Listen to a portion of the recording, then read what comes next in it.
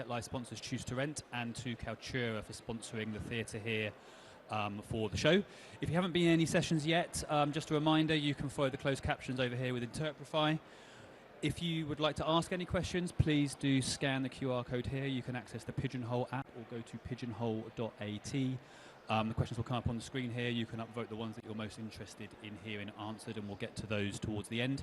So I'm going to introduce Steve Gibson from Gather, and he's going to talk to us about GeniePT and unlocking the power of AI to boost registration page conversions. Okay, hi everyone. Can you hear me okay? Perfect. So as Ian said, I'm Steve Gibson. I'm Business Director for Gather. I apologise, Richard couldn't be here today. Basically, I'm the artificial one. He was going to be the intelligence.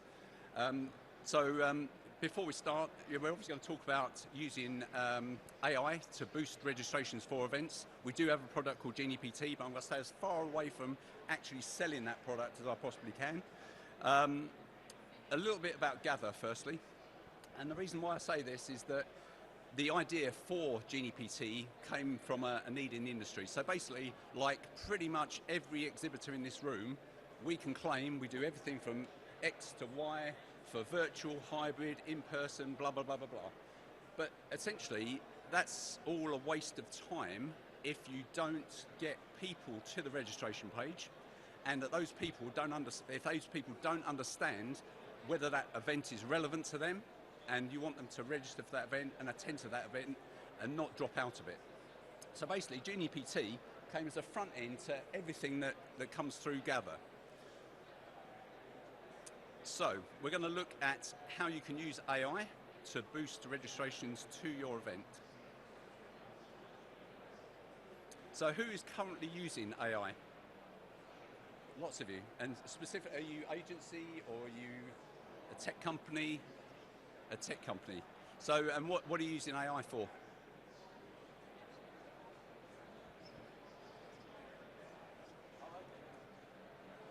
Okay, so again, quick show of hands, how many people are actually using it in their day-to-day work? At the moment, just about 4 of you. Okay. So, from our point of view, we started using it quite a bit in different ways. So you can use it for legal contracts. Obviously, I need a really simple NDA, mutual NDA, give me that. Or wouldn't it be great if we could take John Lennon's unfinished work and create a new album for the Beatles? That's another application of it. We've also looked at things like content creation. Design me images, a nice video for promoting things. So there's a whole load of different things that you can use, and love it or loathe it, it's going to be here to stay. And if it helps people make in-person events better, then that has to be a good thing. So, can AI help attendees get information about events? Well, firstly, let's have a look at existing registration sites. What's the problem? Let's put me in the mind of I'm a doctor, and I've got a certain budget to attend certain conferences every year, and maybe I'm sending other members of staff to that event. Which events do I go to? I can Google that. I've got these 10 medical conferences. I go in and I start looking around. Okay, is this relevant to me? Because I'm a cardiologist and I want to look. Okay, there's a list of exhibitors. Which ones do I go to? I've got to scroll through the list of exhibitors.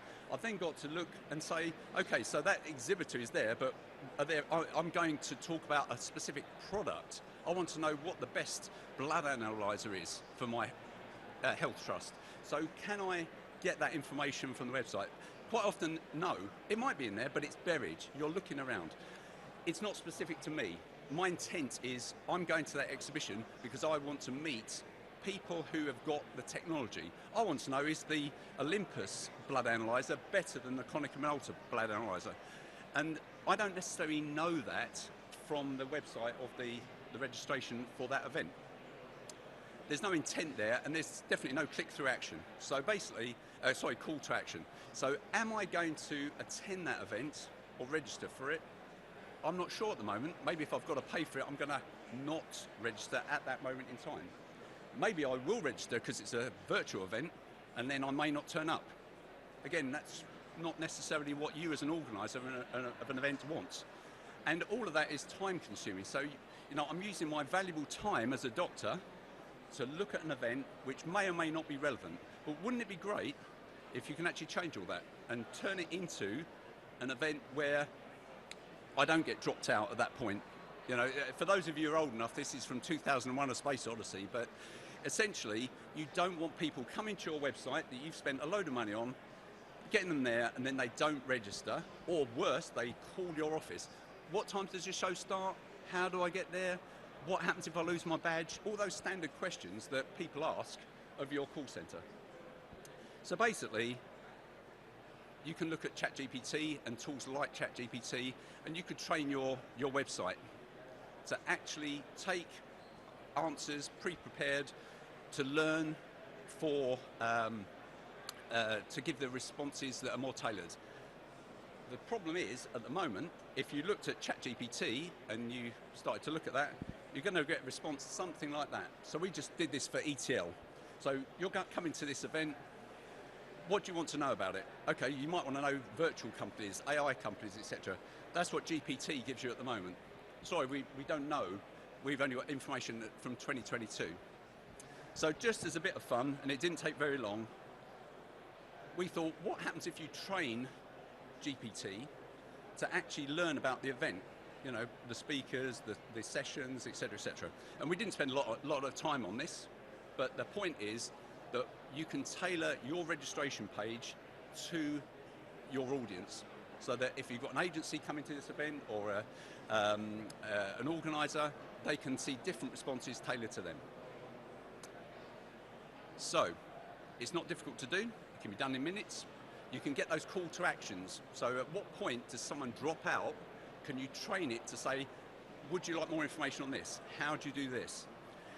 You can speak with your tone of voice. So again, you know, if you've got a particular way of talking to your community of event organizers or medical practitioners or car companies, whoever it is, you tailor the engine to that. And you can basically give an instant reply, obviously, which keeps people there.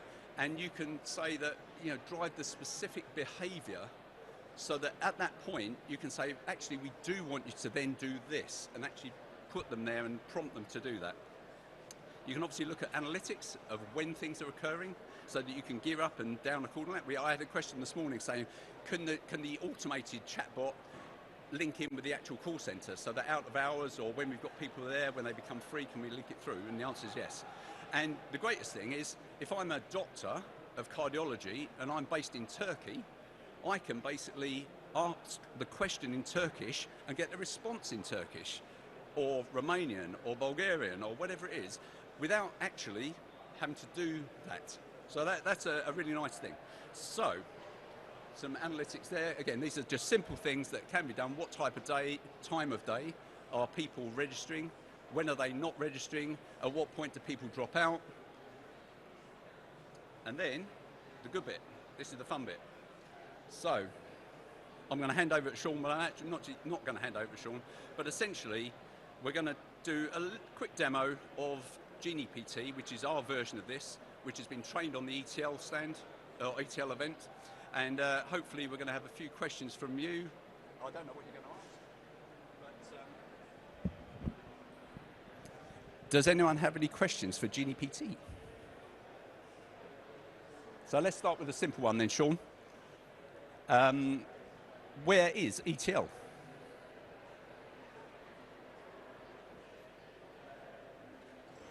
Okay, I live in Reading, so how do I get to ETL from Reading?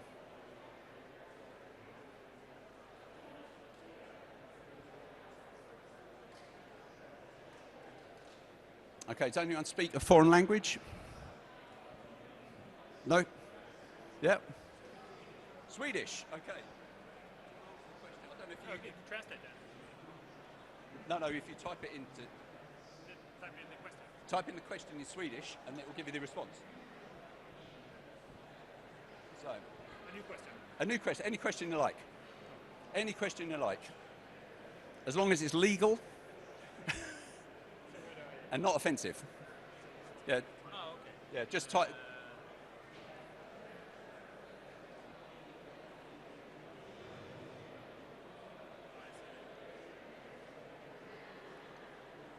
He's actually saying, can anyone shut this guy up?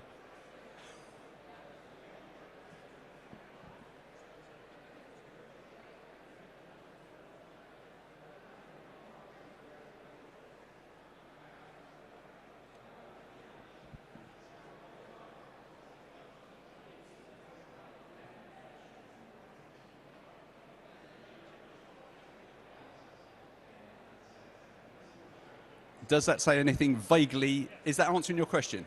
No, but it could, but it answers that it doesn't know because Oh, okay. so it's irrelevant. Okay. So basically, you can ask it any question. So if I said, you know, I'd like to buy a cat at ETL, can you type that?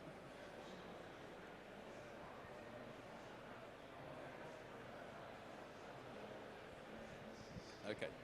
So basically, you could program it to say lots of different things. You could have all of the speaker sessions. So if I had all of the sessions from every speaker loaded into that, and I was a doctor coming into the event, I could say, I'd like to meet with people that supply hardware for hospitals that focuses on blood analyzers.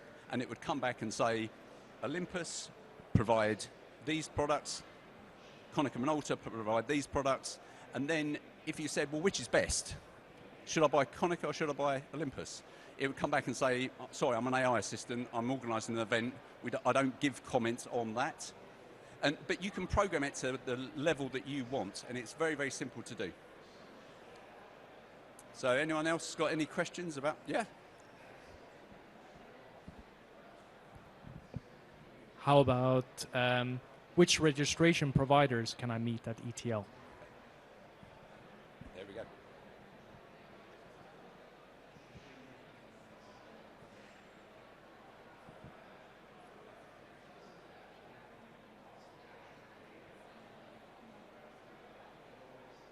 Okay, but this is the prompt. So you can register for Gather. So again, we haven't gone to the extent of talking to ETL to get every exhibitor's information, but if I was the ETL organizer, I'd know all the exhibitors, they'd all provide their information, that would all be programmed into this, and then you wouldn't have to sort through, okay, virtual providers, in-live, badge solutions, because it would have all their content in there already. This took about half an hour to do, and again, I'm not underselling it, because obviously it's a product, but it's not difficult to do. So just moving on.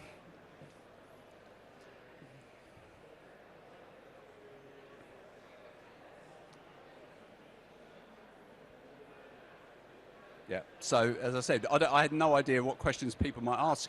I could have preempted that, but the idea is we're prompting it with different things, and we're getting responses. But the most important thing is you know, you're gearing people to that registration. Okay, do you want just move on to the next slide so we'll come off that?